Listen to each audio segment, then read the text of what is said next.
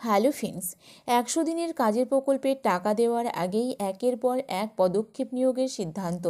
100 দিনের কাজের প্রকল্পের গতি ও স্বচ্ছতা আনতে আবারও বড় পদক্ষেপ নিয়োগের সিদ্ধান্ত নেওয়া হলো।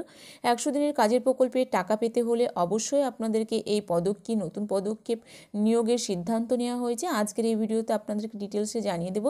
তো ভিডিওটি যদি ভালো লেগে থাকে তো অবশ্যই একটি লাইক করবেন, বন্ধুদের সঙ্গে শেয়ার করবেন। কেন্দ্রের কাছ থেকে 100 দিনের প্রকল্পে রাজ্যের প্রায় 7,000 কোটি টাকা বকেয়া।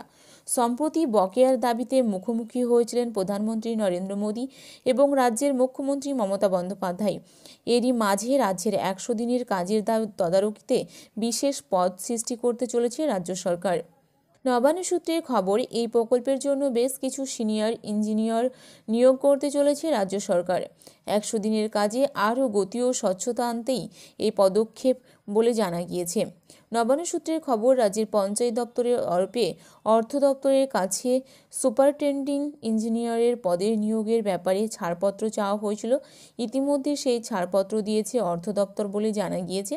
খুব শীঘ্রই এই পদে নিয়োগ করা হবে বলে জানা গিয়েছে। মূলত 100 দিনের কাজের প্রকল্পের জন্যই এই সিনিয়র ইঞ্জিনিয়ারিংদের নিযুক্ত করা হবে বলে জানা গিয়েছে। এছাড়াও জানা গিয়েছে 100 দিনের প্রকল্পের কাজে বেশ কিছু প্রশাসনিক প্রযুক্তিগত স্তরে কাজ রয়েছে, সেই তদারকি করবেন এই ইঞ্জিনিয়াররা। জেলায় জেলায় এই কাজের টেন্ডার, ডিফআর সহ বড় স্তরে একাধিক কাজ রয়েছে, সেগুলি তদারকি করার জন্যই নিযুক্ত থাকবেন এরা।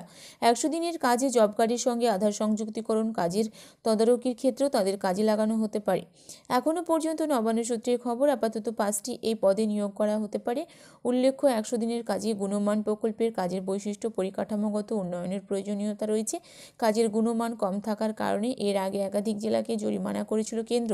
কেন্দ্রের একাধিক পর্যবেক্ষক দল রাজ্যে এসে 100 দিনের কাজের পরিদর্শন করে গিয়েছেন। একাধিক ক্ষেত্রে অভিযোগও করেছেন তারা। সেগুলি মিটিয়ে নেওয়ার ব্যাপারে, কাজের উন্নতির ব্যাপারে এই নতুন পদ সৃষ্টি যথেষ্ট তাৎপর্যপূর্ণ বলেই মনে করা হচ্ছে।